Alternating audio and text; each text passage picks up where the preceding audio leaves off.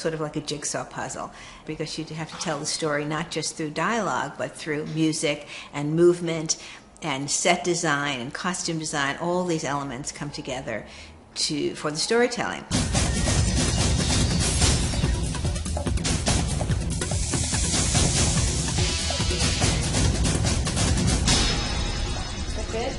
They look great. How do they feel?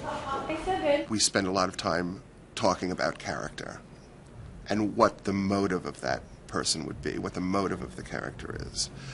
Well, color is very important. A lot of that color comes out of the character as well.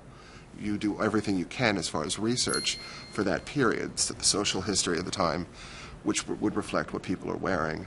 And once the research is compiled, I begin to sketch. Oh, I hate little shoes, little socks, and each little bloomer.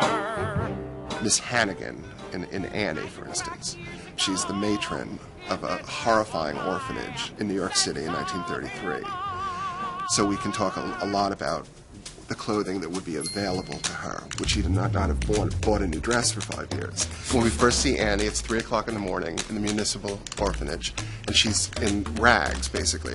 When Grace Farrell, Daddy Warbucks' secretary, comes to choose an orphan to go live with Daddy Warbucks, he sees that she doesn't have a proper coat, and they stop on the way to Daddy Warbucks' mansion, and they buy her a new coat.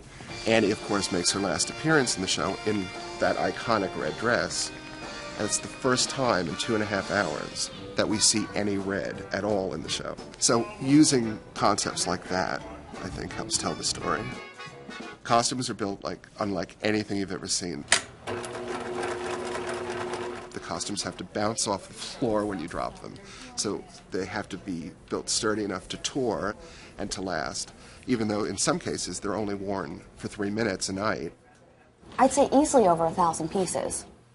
We're upkeeping the designer's intent throughout the year. We make sure that it gets on stage and it looks exactly the way he wants every night, in every city, no matter what happens. We have pieces that have fur on them that have to be maintained. There are some clothes that are a little bit more delicate that you have to take more care with.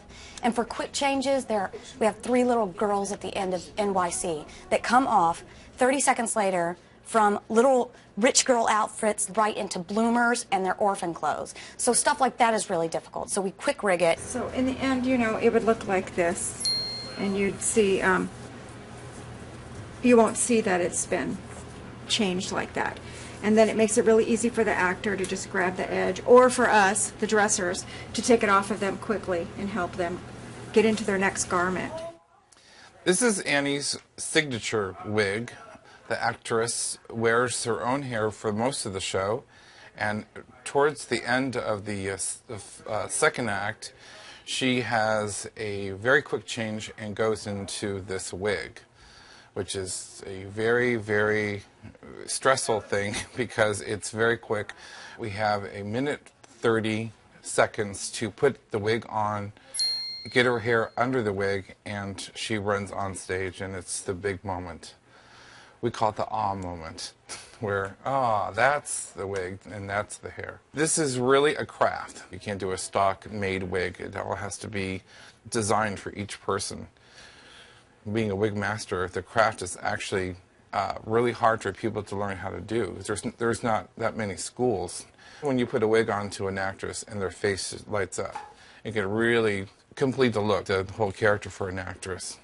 I also love when you finally step into those clothes and the wig. You know, just every step of the way fills in the picture, and then you finally get to that point where you literally step into her shoes. I've always loved that.